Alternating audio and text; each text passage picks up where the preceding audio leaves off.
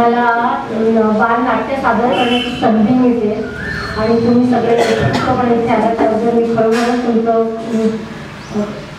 तुमचं आभार मानते मी. आणि खरंच माझी मुलं आहेत त्यांना जे काही ते शिकले 10 दिवसाच्या शिबिरात तर त्यांनाही आज संधी उपलब्ध झाली आहे.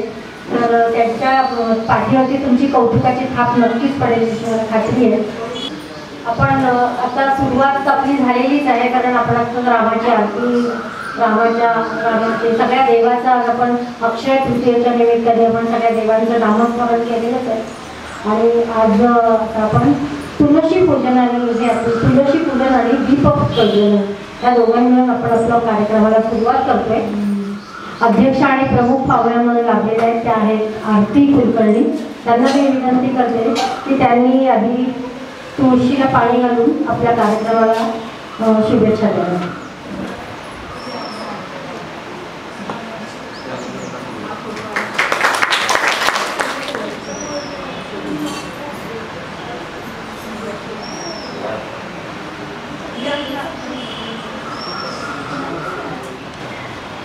मी आजच्या प्रमुख पाहुण्या आरती कुलकर्णी यांना विनंती करते की त्यांनी स्थानापन्न करावं. आपल्या शिबिर प्रमुख सौ गौरी गोल्डे यांनी पण स्थानापन्न करावं. मुलांना उन्हाळ्याची सुट्टी लागली की आई वडिलांना प्रश्न पडतो मुलांना बिझी कसं ठेवायचं. मग काय आई निघते घराच्या बाहेर आणि निरनिराळे हॉबी क्लासेस शोधायला सुरुवात करते. Drawing class, dance class, yoga class, नृत्य, पाककृती वगैरे वगैरे वगैरे. मंडळी याच विचारातून आणि याच संकल्पनेतून आम्ही नाट्य शिबिर उदयास आलो आणि ते नाट्य शिबिर 22 एप्रिल ते 2 मे ह्या कालावधीमध्ये मी आणि माझी मैत्रीण गौरी कोरडे दोघींनी मिळून आम्ही ते घेतलं. ते नाट्य शिबिर घेताना आम्हाला सर्व बालकलाकारांचं खूप उत्तम सहकार्य लाभलेलं आहे. रोज 4 ते 7 ह्या वेळामध्ये आम्ही हे शिबिर घेत होतो. त्यांना वेगवेगळे खेळ शिकवणे, त्यांच्याशी नाटक म्हणजे काय याची माहिती सांगणे आणि त्यांच्याकडनं बरं का आम्ही योगाभ्यास सुद्धा करून घेत होतो. आणि त्यांना वेगळी माहिती देताना त्याही आनंद आहे आणि आम्ही दोघीही जणी खूप खुश असायचो. 3 तास कसे निघून जायचे ते आम्हालाही कळत नव्हते. त्यात नाटक जे आता ही मुलं सादर करणार आहे त्यात आम्ही त्यांना त्याबद्दल मार्गदर्शन केलेलं आहे. मुलांना प्रोत्साहन द्या, त्यांचं कौतुक करा. ह्या छान छोट्या छोट्या बालगोपाळांमधूनच उद्याचा नटसम्राट तयार होणार आहे बरं का. तर एकदा जोरदार टाळ्या झाल्या पाहिजे या बालगोपाळांसाठी. आपले 2 बालगोपाळ आलेले नाहीये, ते येत आहेत रस्त्यात आहेत. त्यांनी दुसऱ्याच राम मंदिरात गेले ते.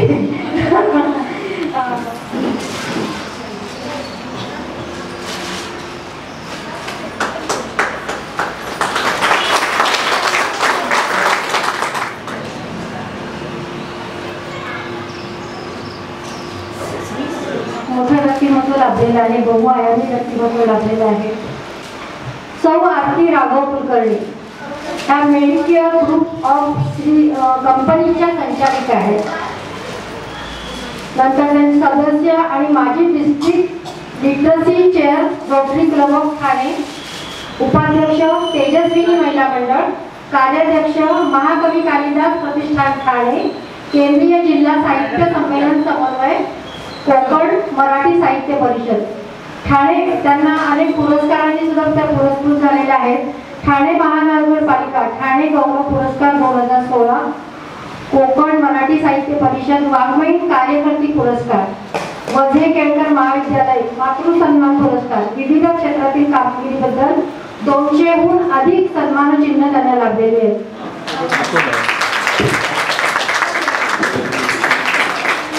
आपल्याला थोडक्यात तिचं मनोगत व्यक्त करावं आहे. दुसऱ्या आपल्याला प्रमुख लाभलेल्या म्हणजे त्या रोटरी क्लब रिव्हर साईडच्या प्रेसिडेंट आहेत सौरत्ना कुलकर्णी. नमस्कार.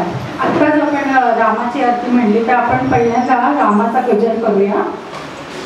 जय श्रीराम, जय श्रीराम, जय श्रीराम, जय श्रीराम, जय श्रीराम. सन्माननीय व्यासपीठ आणि इतर राम मंदिराचे सर्व ट्रस्टी उपस्थित, बालगोपाळ आणि सर्व उपस्थित ज्येष्ठ नागरिक, या सर्वांना माझा सस्नेह नमस्कार. आज आहे अक्षय तृतीयेचा दिवस. तेव्हा आपण निसर्गाचा ठेवा अक्षय राहण्यासाठी पर्यावरणाचं रक्षण करूयात असे आपण सर्वांनी संकल्प करूया. गौरी कोरडे यांनी आताच मला सांगितलं की पर्यावरणासंबंधीचे बालनाट्य इथे सादर करणार आहे.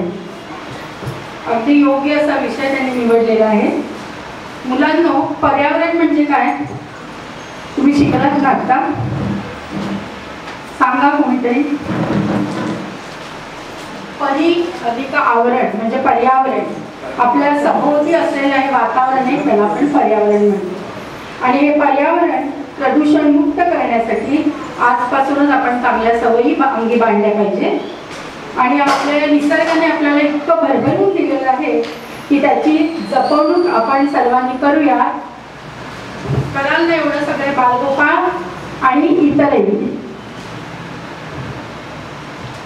सोशल मीडियापासून थोडं आपण सर्वांनी डोकं वर काढूया आणि निसर्गाशी गट्टी करूया.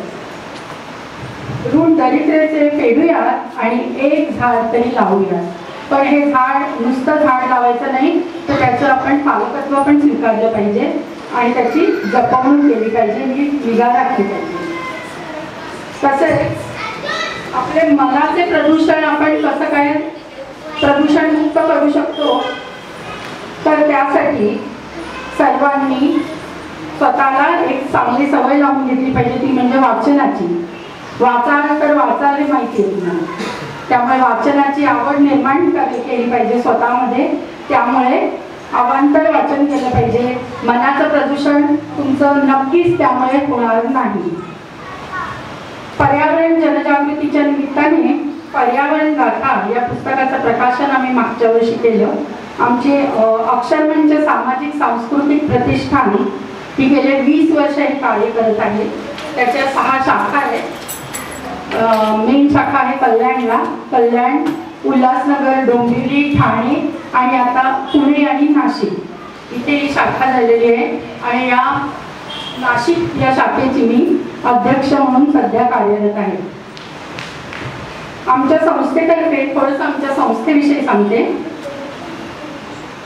मुलांमध्ये वाचन संस्कृती वाढीस लागावी यासाठी ही संस्था गेली 20 वर्ष कार्यरत आहे. सलग 75 तास अखंड वाचन यज्ञ हा अभिनव उपक्रम आम्ही राबवला. सलग 85 तास काव्यहोत्राचे देखील आयोजन आम्ही केले होते. कलेसोबतच मुलांवर योग्य संस्कार घडवणारे आणि त्यांच्या व्यक्तिमत्वाला पोषक असणारे सर्व उपक्रम आम्ही राबवतो. मुलांमधल्या घडलेल्या कलाकाराला आकार देण्यासाठी ही संस्था कार्यरत असते. लिम्का बुक्स ऑफ रेकॉर्डमध्ये त्याची नोंद केलेली गेलेली आहे. सलग 10 दिवस पुस्तक आदान प्रदान या उपक्रमाचं आयोजन देखील केलं होतं. तसेच पूर्ण विविध शहरांमध्ये 15 बाल साहित्य संमेलन आम्ही भरवलेली आहे आणि तिथून भरघोस असा प्रतिसाद आम्हाला लाभलेला आहे. आणि नवनवीन वक्ते त्यातून निर्माण झालेले आहेत. अगदी बालवाडीपासून ते कॉलेजच्या मुलांपर्यंत संमेलनं घेतलेली आहे, शिक्षक संमेलनं घेतलेली आहेत. राष्ट्रीय आणि आंतरराष्ट्रीय काव्य संमेलनं देखील आम्ही त्याच्यात समाविष्ट केलेली आहेत. त्याच्यात मॉरिशस, दुबई, लंडन इथे आम्ही कार्यसंमेलनं आयोजित केलेली होती. आणि आता हा विचार आहे नाशिकमध्ये देखील बाल साहित्य संमेलन लवकरच आम्ही करणार आहोत. आणि आता ही मुलं जी सादर करणार आहेत त्याच्यातनं सुद्धा आम्ही काही निवडून त्या मुलांना आम्ही त्या बाल साहित्य संमेलनात सहभागी करून घेणार आहोत. आणि इथेच मी माझ्या शब्दांना विराम देते.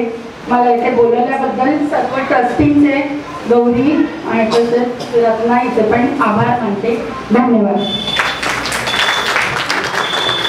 प्रतिष्ठानतर्फे पर्यावरण गाथा या पुस्तकाचं जेव्हा प्रकाशन केलं त्याच्यामध्ये गौरी कोरडे यांचा एक उत्तम लेख पण आहे प्रसिद्ध झालेला, तर त्यासाठी त्यांना हे सर्टिफिकेट मी देते आमच्या संस्थेच्या वतीने. जोरदार तयारी पर्यावरण गाथेमध्ये गौरी कोरडेचा लेख आहे, तसाच माझा सुद्धा लेख आहे, नक्की वाचा. आजच्या कार्यक्रमाचं वैशिष्ट्य असं आहे की आरती ही उत्तम अशी लेखिका आहे आणि त्याचबरोबर संपादिका सुद्धा आहे. तिने संपादन केलेलं पर्यावरण गाथा हे पुस्तक आहे. आणखी तिच्या मुलीचं एक पुस्तक आहे, आकाश कवित, हो आकाश कवित घेताना हे पुस्तक आहे. आणि तिची अशी इच्छा आहे की हे पुस्तक तिला प्रत्येक ट्रस्टीला द्यायचं आहे. तर ह्या पुस्तकासंबंधी ती तिचे मनोगत व्यक्त करेल आणि आपण ट्रस्टींना जागेवर पुस्तक मिळवून देऊ. हॅलो, आकाश कवित घेताना हे आत्मकथन आहे. माझी मुलगी 10वीत असताना तिला ब्लड कॅन्सर डिटेक्ट झाला आणि जवळजवळ 2.5 वर्ष त्याची ट्रीटमेंट चालू होती. त्या दरम्यानचे सगळे तिचे अनुभव तिने शब्दबद्ध केले आणि त्यासाठी तिचे शिक्षक, तिचे मार्गदर्शक सगळ्यांचं सहकार्य त्यांना तिला लाभलं त्याच्यात. आणि या पुस्तकाला अनेक राज्यस्तरीय राष्ट्रस्तरीय पुरस्कार मिळाले. आणि ज्यावेळेस आजचा दिवस माझ्यासाठी खास आहे कारण 10 मे या दिवशी तिचा रिबर्थ झाला. नमस्कार. ह्या म्हणजे ज्यांच्याकडनं मला प्रेरणा मिळाली तर त्यांच्या सहकार्याने मी इतके दिवस हे बालनाट्य शिबिर करत होते. त्या जागीरदार काकू पण आलेले आहेत, त्यांना नमस्कार बालमित्रांनो. आता आरती मॅडमने सांगितलंय की जो कोणी छान करेल ना त्याला बाल साहित्य संमेलनामध्ये भाग घ्यायला मिळणार आहे. त्या आता तुमचा कार्यक्रम सगळा बघणार आहे. तेव्हा सगळ्यांनी छान करायचं. कार्यक्रमाच्या प्रस्तावनेसाठी मी गौरीला आमंत्रित करते. नमस्कार. हसरे चेहरे रंग भरे मन में नई उमंग भरे. हसरे चेहरे रंग भरे मन में नई उमंग भरे. उपस्थित मान्यवर मंदिराचे ट्रस्टी आणि सगळे सन्माननीय पालकवर्ग, मी सौ गौरी कोरडे. 6 कलांचा संगम म्हणजे संस्कृती आणि संस्कृती वाढावी ती टिकवावी म्हणून आपण सगळेच प्रयत्नशील असतो. चित्रकला, नृत्य, गायन ह्यांचे क्लासेस आपल्याला ठिकठिकाणी आढळतात. प्रत्येक कलाकार आपली कला बुद्धिकर करत असतो. पण नाटक मात्र सहसा कुठे शिकवलं जात नाही, जे की आपल्या आयुष्यात महत्त्वाची भूमिका निभावत असतं. आपल्या आयुष्यात नाटक हे कुठल्या ना कुठल्या रूपात सतत असतं. नाटक न करणारा माणूस विरळा, पण प्रत्यक्ष रंगभूमीवर नाटक करायला आत्मविश्वास, वाणीशुद्धी, सभागीतपणा, स्मरणशक्ती सहजावर लागतो. पण तुमचं व्यक्तिमत्व घडवण्यासाठी सुद्धा या सगळ्या गुणांची गरज असते. इतर शास्त्राप्रमाणे नाटक हे सुद्धा एक शास्त्र आहे. अनेक शतकापूर्वी भरत मुनींनी नाट्यशास्त्राचा अभ्यास करून त्यावर ग्रंथ लिहिलेला आहे. तेच त्या नाटकाचे आद्य प्रणेते. त्यामुळे ज्यांना ज्यांना नाटकाची आवड आहे, आपलं व्यक्तिमत्व फुलवायचं आहे, त्या सगळ्यांसाठी आम्ही 10 दिवसाचं नाट्य शिबिर आयोजित केलं होतं. त्यात नाटकाच्या विविध अंगांचे प्रकारांचं प्रशिक्षण वेगवेगळ्या खेळातून, वेगवेगळ्या स्पर्धातून या मुलांना देण्यात आलं. आणि मला खात्री आहे की राम मंदिराचे हे सगळे ट्रस्टी आम्हाला इतकं त्यांनी सहकार्य केलं की आमचा उत्साह द्विगुणित झाला. आणि आम्हाला खरोखर मी चेतनानगरमधून तुमच्या एरियात नाटक करायला आलं म्हणजे बघा की तुमचं किती सहकार्य आहे. म्हणून मला खरोखर मी तुमची खूप खूप आभारी आहे. मुलं छोटी आहेत, त्यांच्याकडून काही गडबड झाली किंवा ते काही विसरून गेले तरी त्यांच्या चांगल्या गुणांचं कौतुक करा, एवढीच माझी इच्छा व्यक्त करते आणि माझं छोटेखानी प्रमाणे संपवते.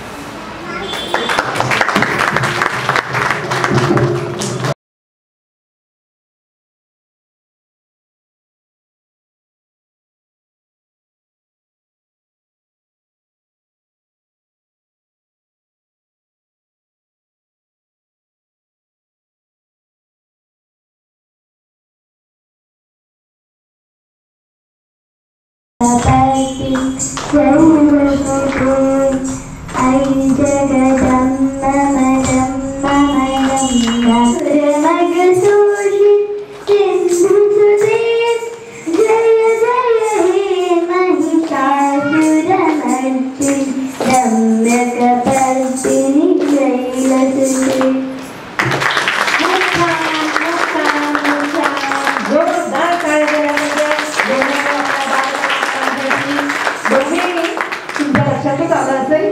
मंडळीनं दोघेही 10 वर्षाच्या आतील आहेत. वाटतंय का किती सुंदर त्यांनी परफॉर्मन्स दिलेला आहे. सुरुवात तर अशी जोरदार झालेली आहे. आगे आगे देखो ये बच्चे लोग क्या कमाल करते हैं. यानंतर आपण एक नाटिका बघणार आहोत. नाट्यछटेचं नाव आहे मृगजळ. मंडळी तो म्हातारपण फार कठीण. त्यांच्या म्हातारी लोकांच्या अपेक्षा फार थोड्या असतात. अगदी कमी ह्याच्यामध्ये ते समाधानही होतात. त्यांच्या अपेक्षा म्हणजे एका बोटाशी नातू आणि दुसऱ्या बोटाशी नात. आजी आजोबा हीच आमची जात, एवढी त्यांची छोटीशी अपेक्षा असते की नातवंडांनी आपल्या जवळ राहावं, त्यांचे गोड शब्द ऐकावे. परंतु हे सुख सगळ्यांना लाभत नाही. मृगजळ या नाट्यछटेचं लेखन केलेलं आहे मानसी देशमुख यांनी. ही नाट्यछटा सादर करीत आहे गंधार शेला. मुलाला खूप मोठे केलं, अमेरिकेत पाठवलं, पण त्याची एक वेदना कुठेतरी मनामध्ये आहे. त्या नाट्यछटेमध्ये ही वेदना जी मांडलेली आहे ती बघूया. आता गंधार कशी सादर करतोय ते.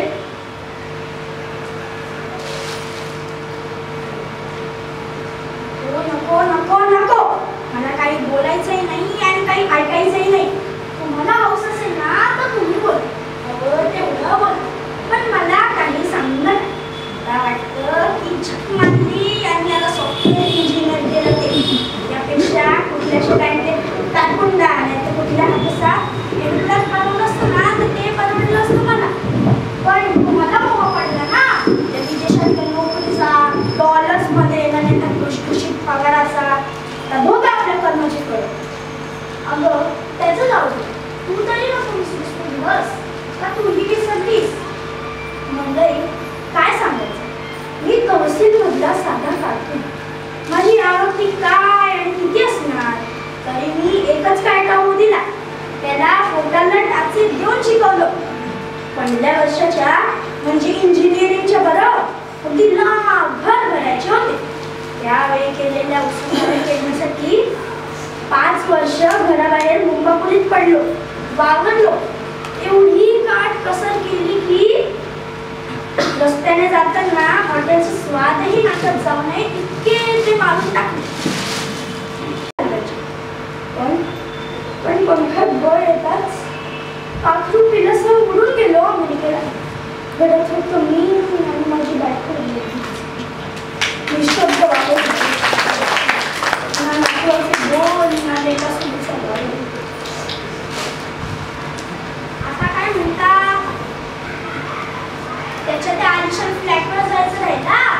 अहो तुम्हाला काही अक्कल बिक्कल आहे का नाही, काही कळतं का नाही. हो एवढ्या 35 वर्षाच्या संसारात काय वाटलं तुम्ही मला.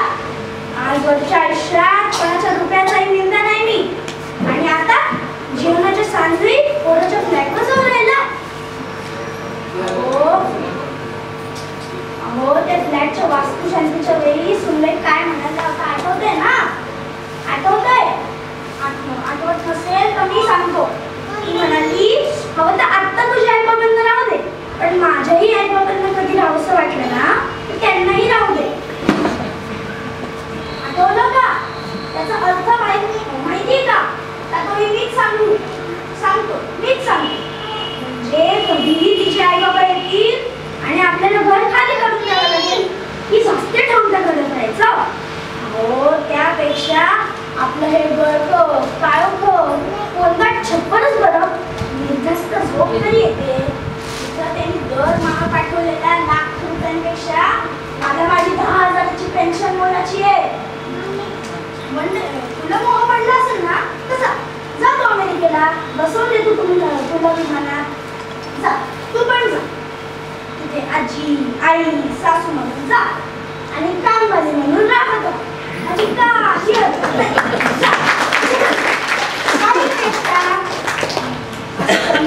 या जगात माझं कोणीही नाही.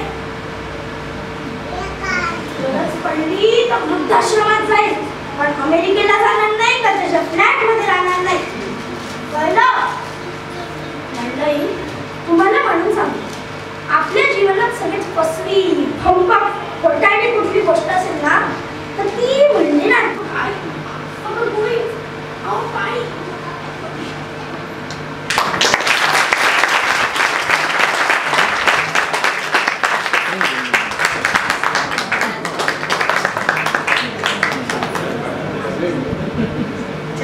अतिशय सुंदर असे एखाद्या म्हाताऱ्या माणसाची भूमिका त्याने पार पडली आहे. हा जो म्हातारा होता ना तो गंगाक्षरात झालेला आजोबा फक्त 11 वर्षाचा आहे बरं का.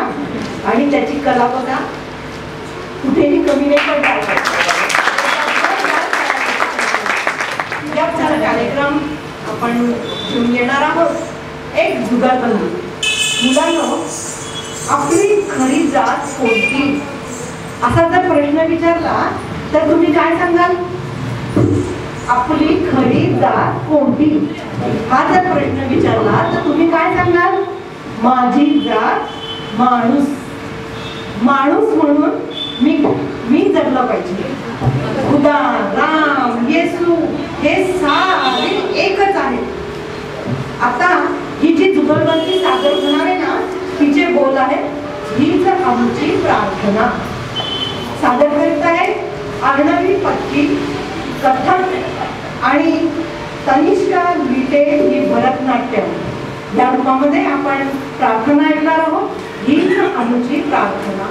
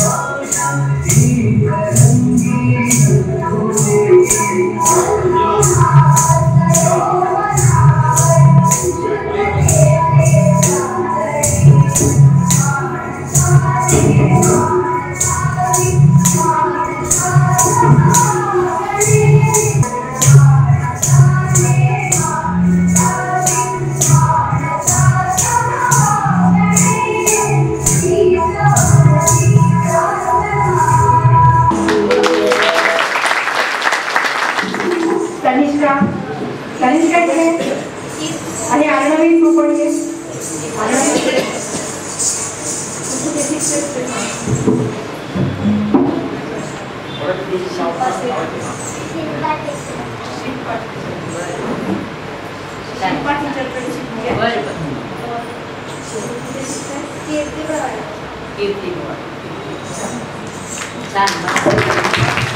अप्रतिम अप्रतिम आणि अप्रतिम याशिवाय दुसरा शब्दच माझ्या ओळखात येत नाही हो. आणि त्यांना असं वाटतं की आपण वारंवार वन्स मोर द्यावा. पण आपल्याकडे वेळेचं बंधन आहे ना त्यामुळे आपण थोडंसं पुढे जाऊया. शाबास आर्णवी आणि शाबास तनिष्का. अतिशय सुंदर उत्कृष्ट रीतीने सादरीकरण भगिनी केले. एकदा जोरदार टाळ्या झाल्या.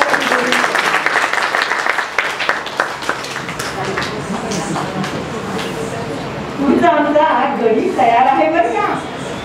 येस, रुद्र जाधव सादर करीत आहे फुलो ही नाट्यछटा. मंडळींनो, पूर्वी एकत्र कुटुंब पद्धती होती आणि त्यात सर्व पुरुष मंडळी नोकरी धंद्याला जायची. पण आता मात्र चित्र बदललंय. विभक्त कुटुंब पद्धतीमध्ये गृहिणी सुद्धा घराबाहेर कामासाठी बाहेर पडलेली आहे आणि त्याचा परिणाम मुलांवर काय होतो हे या नाट्यछटेद्वारे आपण बघूया. सादर करणार आहे रुद्र जाधव. नाट्यछटेचं नाव आहे फुलू आणि ही नाट्यछटा लिहिली आहे अर्चना साने यांनी. सादर करीत आहे रुद्राक्ष जाधव.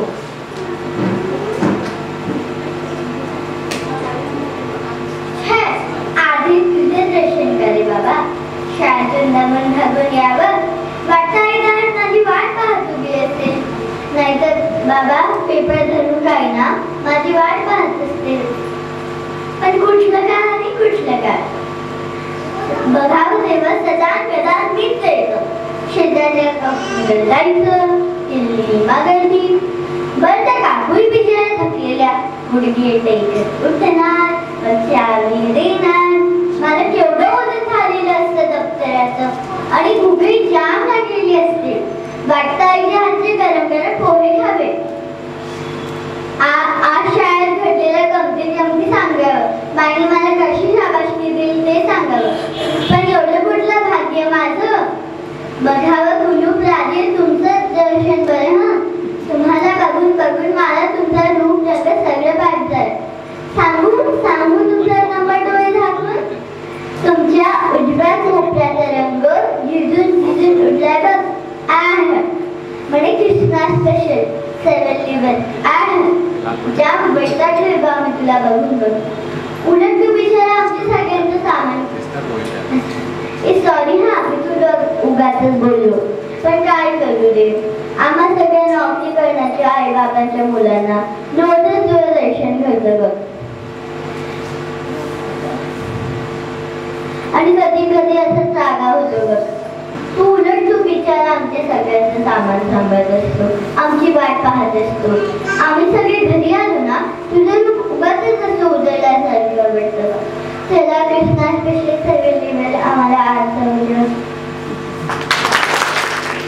मंडळींनो, विषय जरा गंभीर आहे बरं का.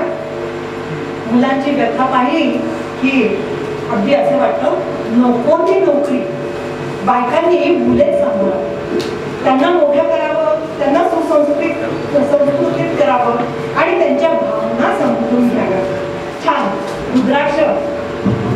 रुद्राक्षांनी छान आपली कुलूप ही नाट्यछटा सादर केली. जोरदार टाळ्या रुद्राक्ष.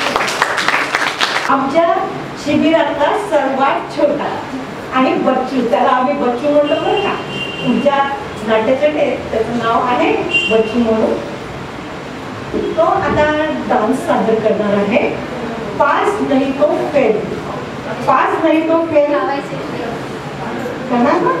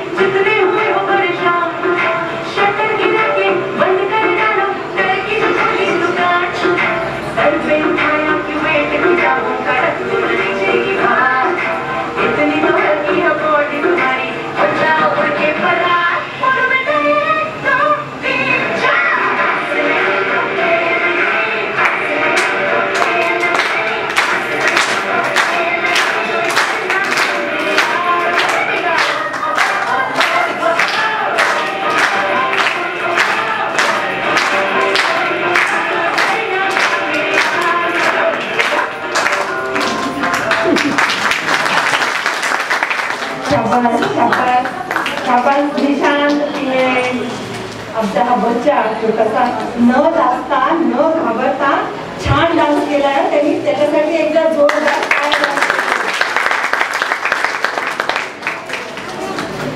यानंतर आपण एक नाट्यछटा ऐकणार आहोत, बघणार आहोत.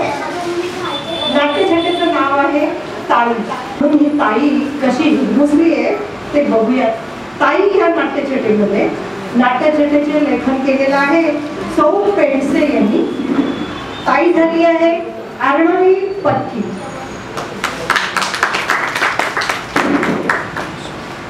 आई, ए आई, ही माझी 5वी हाक आहे. पण आईचं माझ्याकडे लक्ष असेल तर ना, तिचं सगळं लक्ष त्या रुच्याकडे. रुचू बाळाला भूक लागली म्हणून तिला अगदी लाडाकोडाने भरवते हो. आणि मला भूक लागली त्याचं मात्र काही नाही. मला सरळ म्हणते, त्या डब्यात पोळी आहे आणि पातेल्यात भाजी आहे, ती घे आणि खा. परवा असंच झालं. रुच्या बाल्कनीत चढली तो तिला अगदी धावत जाऊन घेऊन आली.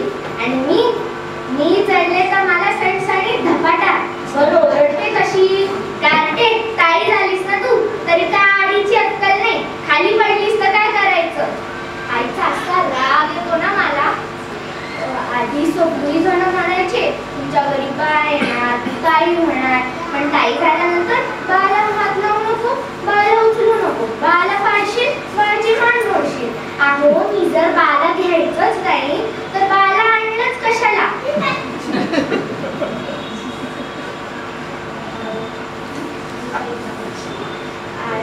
बरं आई तर आई, पण बाबा तेही तसलेच. आधी ऑफिस मधून घरी यायचे तर मला जवळ घ्यायचे, माझा लाड करायचे. पण आता त्या रुचकीचा पहिला नंबर तिला आधी जवळ घेतात, आधी तिचा लाड करतात. काय करणार, काय झाले ना मी. काय राग येतो ना मला.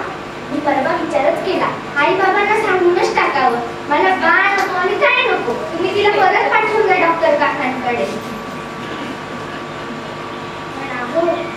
गेली तर मला कसं चैन पडणार. मी शाळेतून आले की ताई ताई म्हणून कोण टाळा वाजवणार. मी रडायला लागले की छोटूशी हाताने मला कोण मिठून आणणार. नको रे बाबा, मला कितीही त्रास झाला तरी चालेल, पण मला माझी रुचा खूप खूप हवी. ताई आहे ना मी तिची.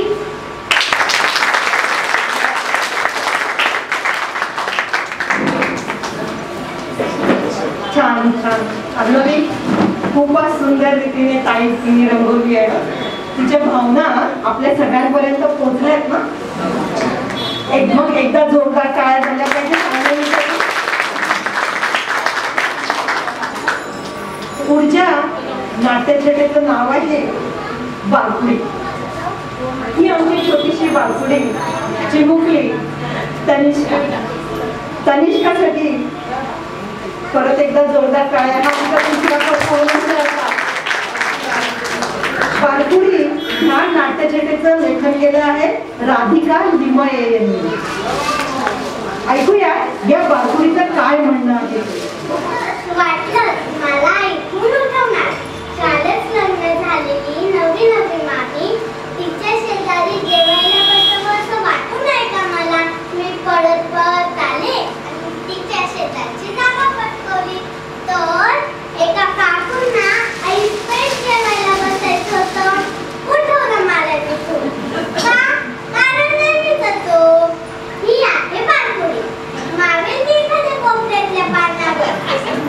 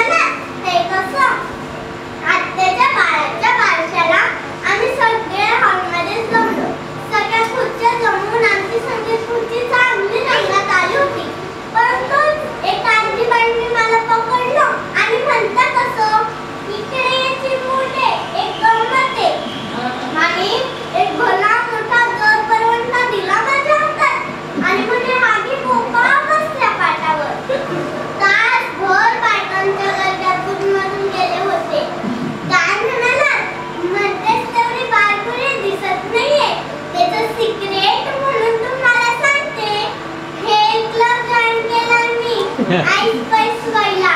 मग बघते मला इथून तिथून कोण ठरतंय ते. धन्यवाद. खूप मस्त.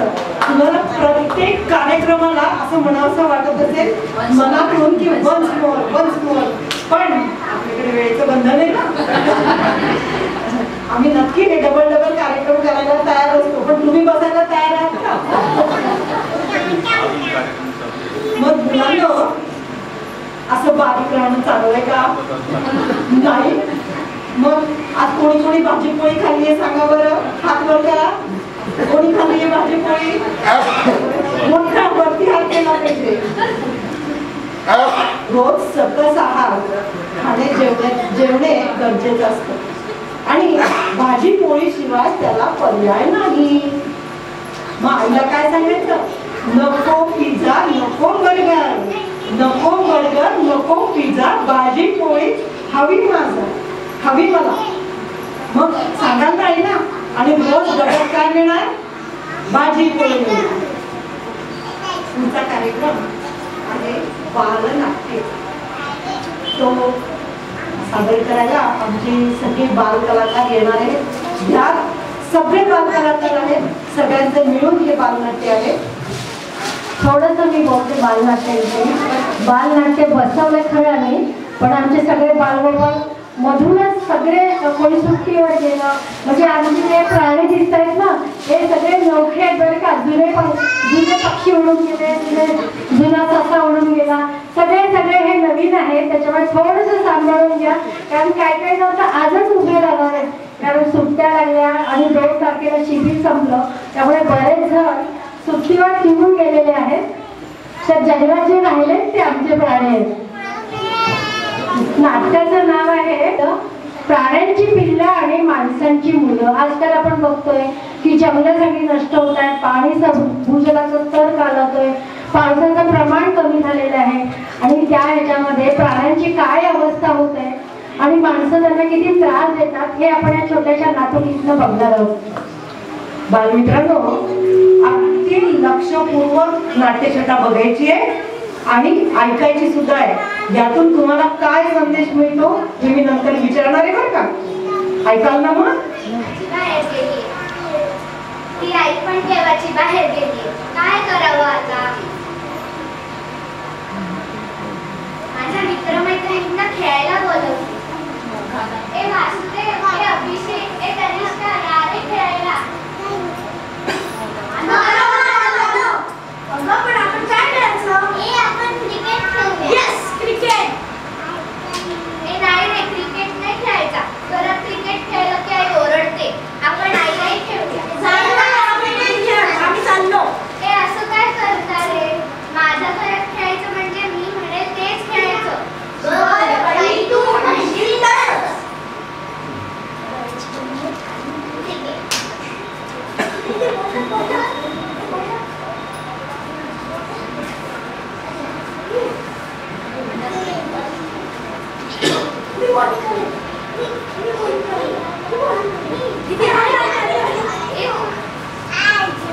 तुम्हाला भूक लागली असेल ना? हो, भूक लागली आहे. बघ मी पोहे करते.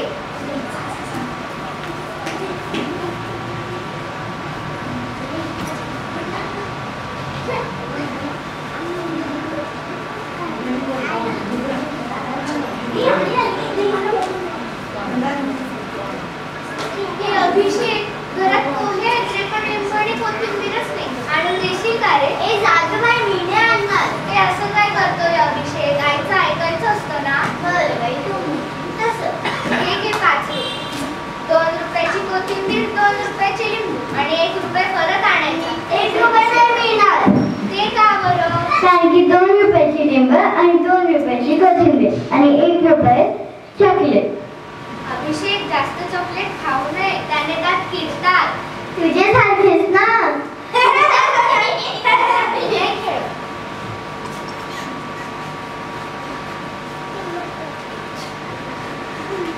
अरे हे बघ, पेपरात वाघाचा फोटो आलाय. अगं वाघ नाही, वाघीण आहे ती, वाघीण. तुला कसं कळलं? त्याच्या खालची बातमी तर वाचली. अरे हो. हे पण ही वाघीण अशी का पडली रे वासुदेव? कारण काही लोकांनी तिला गोळ्या घालून ठार मारलं. हार मारलं नरभक्षक म्हणजे? नरभक्षक म्हणजे ती माणसांना खाऊ लागली होती. पण ती माणसांना का खाऊ लागली? तिला जंगलात ससे हरणं नव्हती का खायला? आपण असं का सगळी जंगलं तोडून टाकली. मग कुठून येणार ससे आणि हरणं? आणि बरं का तिला एक बच्चा सुद्धा होता. काय म्हणतोस? बच्चा सुद्धा होता? आता त्या बच्चाचं काय होईल रे? माझी आई थोड्या वेळ जरी बाहेर गेली तरी मला रडू येतो. आता त्या बच्चाची तर आईच नाही. आता तो काय करेल रे? खरंच वाचू आपण काहीतरी करायला हवं.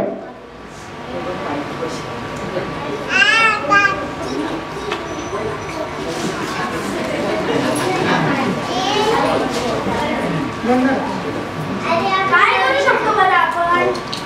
चला आपण बसून विचार करूया.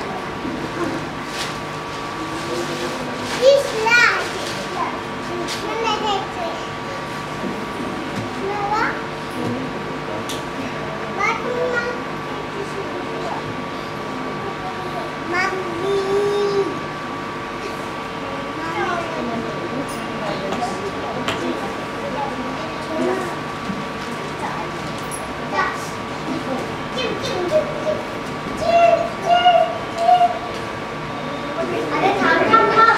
काय बंद घालतोयस? अरे या माणसाने माझं मोडून टाकलंय. ही माणसं असेच दुष्ट आहेत. त्यांनी माझं प्रेम सुद्धा मोडलं. अरे यांनी माझं झाड सुद्धा तोडून टाकले. आता मी कुठे राहू? जमिनीवर? हो ना.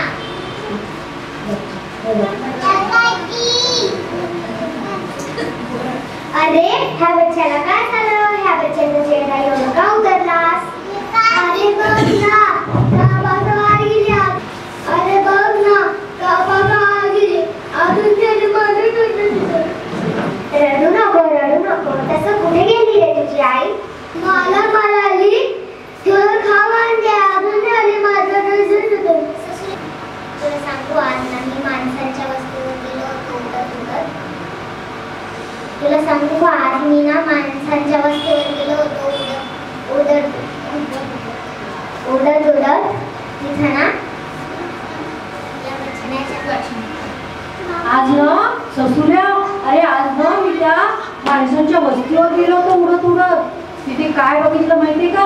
ह्या बच्च्याच्या ना आईला पोळ्या घालून ठार मारलंय. अरे बापरे. रडू नको. अरे बच्चा रडू नको. आम्ही आहोत ना तुझ्याशी खेळायला. आणि तुला सांगतो आमचे तरी कुठे आई बाबा आहेत? आम्ही खेळू ना तुझ्या बरोबर. चल आपण खेळूयात. खरं ही माणसं खूप दुष्ट आहेत. ह्यांना चांगला धडा शिकवला पाहिजे. पण कसा शिकू? मी सांगू जंगलात ना मुलांची सहल आली आहे. आपण त्यांना पकडायचं का सगळ्यांना? मुलं पळवायची. वा छान आहे. मुलं पळवायची म्हणजे हे माणसाला छंदच राहिली आहे.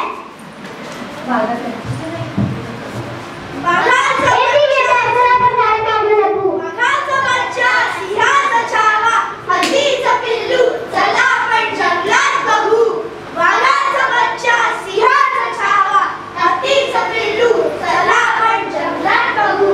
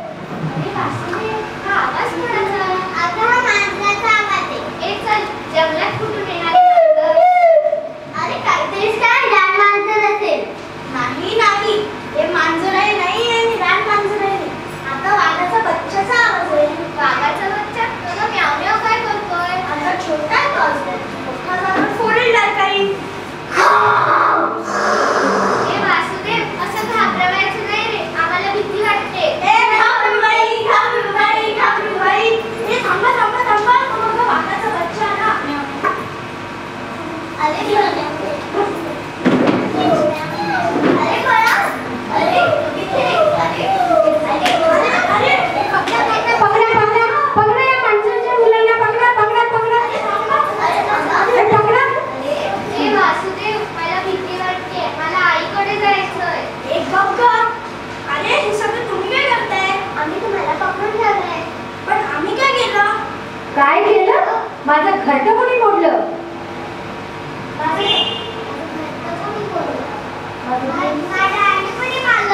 माझं बीड कोणी तोडलं?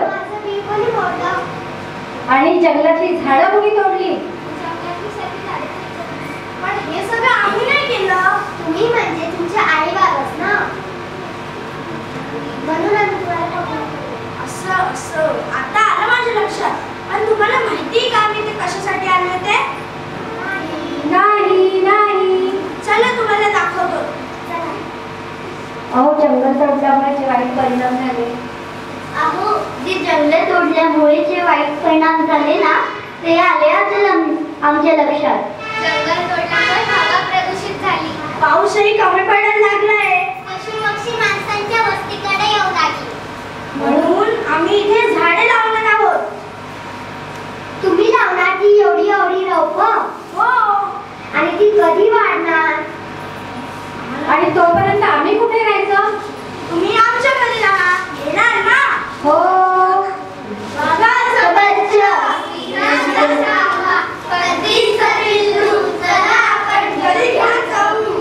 चला आपण घरी घेऊन जाऊ. चला आपण घरी घेऊन जाऊ. वाघाचं बच्चा, सश्याचं पिल्लू, माकडाचं पिल्लू. चला आपण घरी घेऊन जाऊ.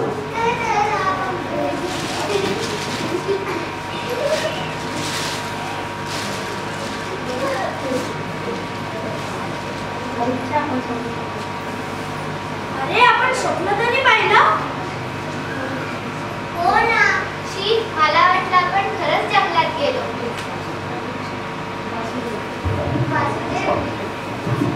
वासुदेव, आपण जसं स्वप्नात पाहिलं आपण करायला हवं. हो आपण झाडे लावायला हवी. त्यांना पाणी द्यायला हवं. हळूहळू झाडं मोठी होती आणि मग किलबिल किलबिल पक्षी बोलती, झुळझुळ झुळझुळ झाडे आली. पानो पानो फुले वाहती, फुलपाखरे किलबिल करती. सृष्टी सारी, सृष्टी मध्ये सारी. किलबिल किलबिल पक्षी बोलती, किलबिल किलबिल पक्षी बोलती.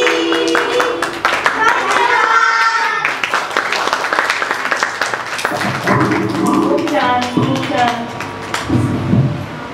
यातनं आपल्याला पर्यावरणाचे धडे मिळतात की नाही? पात्र परिचय मी करून देते. एक एक ठिकाणी पुढे यायचंय आणि तुमचं बक्षीस आर्थिक कुलकर्णी मॅडम तुम्हाला द्यायचं.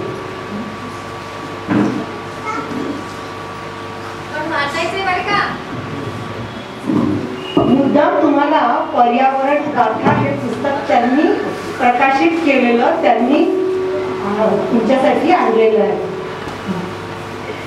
श्रुती अर्णले साक्षी.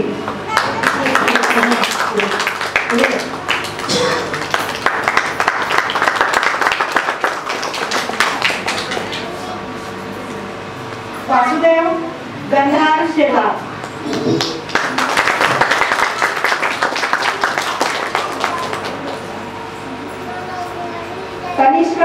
कनिष्का लिटे.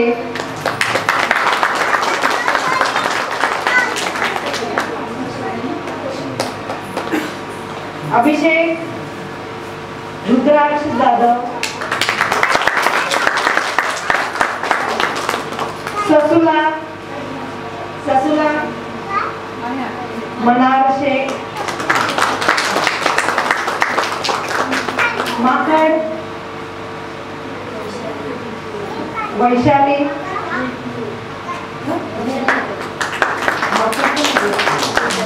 वैशाली इंगळे आणि पक्षी शालिनी इंगळे. हो बरं. मेघा शेखार. शिवताई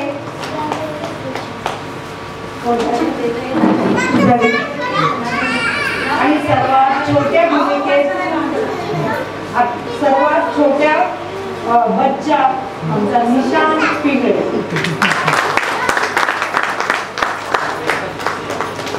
मंडळींनो, यातनं मी लहान मुलांना प्रश्न विचारणार आहे ना. पर्यावरण वरती आधारित तुम्हाला काय संदेश मिळाला सांग आद्या.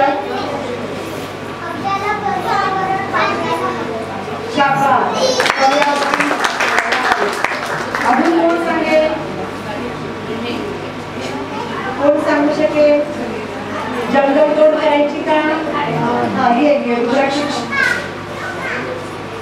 आपल्याला पर्यावरणाची रक्षा करायला पाहिजे. रक्षण करायला पाहिजे. पण ते कसं आहे? जंगल तोड करायची आणि पर्यावरणाचं रक्षण करायचं चालेल का? नाही ना. झाडांना पाणी घालायचं नाही म्हणजे पर्यावरणाचं रक्षण होईल का? पाणी वाचवणे, पर्यावरणाचं रक्षण करणे हे तर आपल्या हातात आहे ना. माणसांचे आणि प्राण्यांचे जीवन सुरक्षित करायचंय करा हा महत्त्वाचा संदेश आपल्याला या नाट्याच्या आणि येणाऱ्या निवडणुकामध्ये मतदान अवश्य करा. मी सगळ्या शेवटी संवाद देते सगळ्यांना की प्रत्येकाने आपला हक्क आहे तो बजावलाच पाहिजे. मतदान सगळ्यांनी करा. आजचा हा छोटेखानी कार्यक्रम इथे संपला असं मी जाहीर करते. मी आपल्या सगळ्यांच्या वतीने माझ्या छोट्या मंडळाच्या वतीने सगळ्या प्रेक्षकांचे, त्या ट्रस्टींचे, ज्यांनी आम्हाला मंदिर उपलब्ध करून दिला, ज्यांनी आम्हाला माईची सोय करून दिली, त्या सगळ्यांचे मी मनापासून आभार मानते आणि हा छोटा कार्यक्रम इथे संपला असं जाहीर करते. फोटो घ्या आणि सगळ्या पालकांनाही मी म्हणेल की त्यांनी पण या आणि ग्रुप फोटोमध्ये सामील व्हा. आणि पसायदानानंतर कार्यक्रमाची